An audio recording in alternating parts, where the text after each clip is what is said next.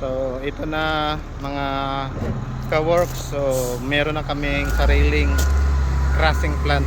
Yan. Bibili na lang kami ng ano, yung raw mats ng pang crushing. So malalaki kasi yun. So dito ano na namin, igigilingin na namin, i-crush na namin yan. So yan siguro 3/4 yun, G1 yata yun, hindi siya ma-zoom. So yan buhangin, oh, meron siya. So yan, may crushing plant dito. Doon din sa dam site, so meron din tayo crushing plant. Yun, meron 3/8. So i-grading pa namin to kung pasok to sa STM. So STM kasi kami sa 3/4 at saka sa 3/8. Sa pine naman, ito pine aggregates.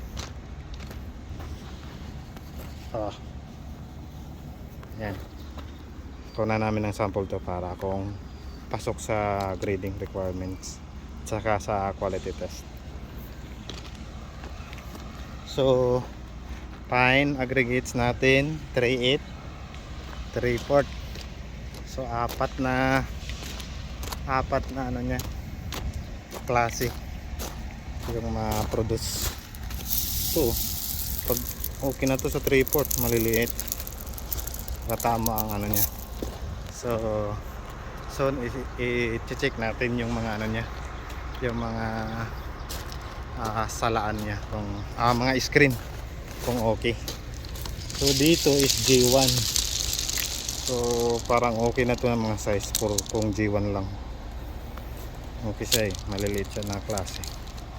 So ask natin yung laboratory kung may resulta na to para pwede na to mapa-approve.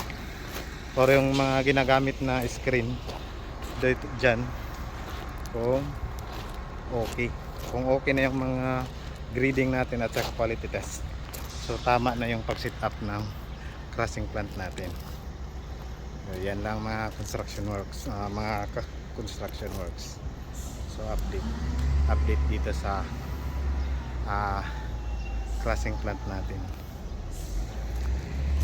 Yan. Kasi noon yung last natin na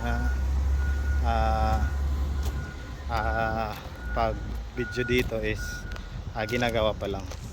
So almost 2 months yata, 2 months to tinayo bago ganyan maka operational. So kukunan pa natin to ng permit. So yan yung ano niya, feeder, tapos tatakbo. Yan siya, kung nakikita nyo, galing feeder, so yun, tapos pumunta doon, dito doon. So nakikita nyo is may balik siya, so balik na naman doon, tapos dito yan. So may term dito bakit may balik siya, return balik, kasi gigilingin siya, babalik. So malalaki kasi, oversize. Kung above siya sa G1 na size mo, so yan ang mga return.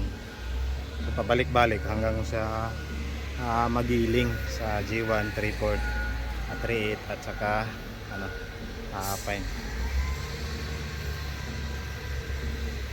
So ngayon may supply na yata ng tubig. Yan, may supply na tayo ng tubig yan. Ayan. So ayan mga ka-works, ready to operate na lang to, at saka yung mga ano niya, grading test or quality test ng aggregates na pinoproduce niya.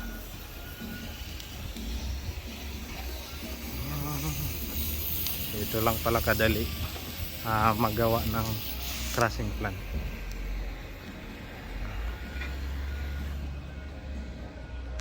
So yan lang mga ka-works, yan lang ang natin update dito sa natin, crushing plant dito sa inside, dito sa loob ng site.